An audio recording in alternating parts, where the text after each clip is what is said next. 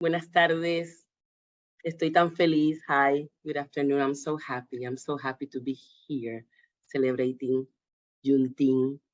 In Puerto Rico, our Juneteenth is el Día de la Abolición, which is in March. This is me, and I wanted to share also with you this message about my writing motivation, which indeed is freedom. If I may, let me also share with you one of my tattoos. It says freedom in Spanish, libertad. Freedom, libertad. I wanted to have that wonderful word, that marvelous sensation of be a freedom fighter, a freedom human being in this society. And that's why I use that word even in my cuerpa, body. So my writing motivation is also the celebration of Juneteenth, because Juneteenth means freedom. When I was little also, I had this connection with my abuela, my grandmother. And my abuela, she kept telling me her stories. She was a great storyteller. So great that some of those stories became the book Las Negras. So I am just repeating, using my words, what my grandma, my abuela told me when I was little, 10 years old. Then when I was 15 years old, she uses other language. She added some other scenes. Then when I was 20 years old, the same story became something else, and it grows and it grows. And then one day she told me, you know, those stories happened to my abuela, to my grandma, to my grandmother.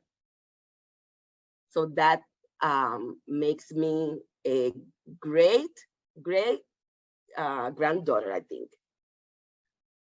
Tataranieta, I think is the correct word. And I felt so proud that these rebel cimarronas, rebel women make these stories looking for their own freedom. And it happened inside my family nucleus. It happened because of the woman of my heritage, my ancestors did that. And then I wrote something about the ancestors. I'm going to share that with you. I'm going to read a little bit, something that I wrote in order to have my ideas clear for today. Something that I titled, Why Talk About the Ancestors? And notice that I don't use the masculine ancestor or ancestor, which means ancestor.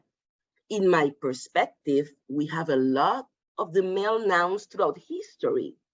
Articles, essays, narratives, chapters, and books have been dedicated by historians. It is not the same to say ancestra or ancestress. It's like a neologism. It's like when we, instead of history, we talk about her story. Something like that. I prefer to use the female neologism, neologismo, that word in female. I think ancestras is more appropriate. It feels the emptiness of historicity and poetic liability that forced me to tell the life of my foremothers and predecessors, female human beings with which I desire to stand out, because I understand that they ask me themselves throughout like a literary trance, Trances. It's like I'm falling asleep, but awake. A trance. They asked me to do this. Write this, please. The right thing, given, bear this with me, given the chauvinism and the rampant patriarchy that reigns in my country today and maybe other lugares, other parts of the world, it would be that it's okay to talk about my ancestors, mis negras, my Black ancestors that came from Africa. There is a historian in Puerto Rico, William Baral, Guillermo Baral, and in his text, Rebel Slaves, Conspiracies and Slaves Revolts in Puerto Rico from 1763 to 1780 to 1873, it was published, that book, in 1982. And this is a quote of him. He says, "Until very recently, I only knew of a very small number of slaves conspiracies and uprisings occurred during the late 19th century. However, this research, mainly based on primary documentary sources in several municipalities in Puerto Rico, and shows that, contrary to what had always been believed, the island slaves frequently rebelled. The number of known conspiracies to take over the white people and the island, these incidents, exceeds 40 attempts. That's what he found in the archives, 40 attempts. And then he said, but if we consider the secrecy and the clandestine nature of these movements, the number would be undeniably superior."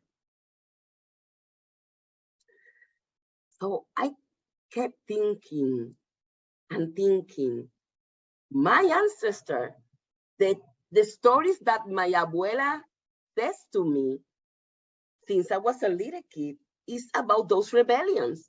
Where are my abuelas? Where are these female warriors in the history of the freedom of my pueblo, of my country? So thanks to this dictate that I intuit in some fashion, then I started to work on this book that I finally published in 2012, the storybook Negras. I'm going to read you a passage, a fragment of the book. Number 2. Before this moment, one we had only seen the ocean twice. Reaching the shore from her home takes 7 days. One must cross the entire region, sleeping out in the open, shoulder to shoulder with the other girls who do not bleed yet or dance the Uriore ceremony. When she visits the faraway village where the ocean is visible, the elder women teach her, as a secret welcoming, how to make war potions. One will close her eyes and remember the smell of the old woman, her mother, her sisters, of the girls at the Uriore ceremony, anything that can make her forget that at this very moment, the woman whose rings have been torn off is barely breathing.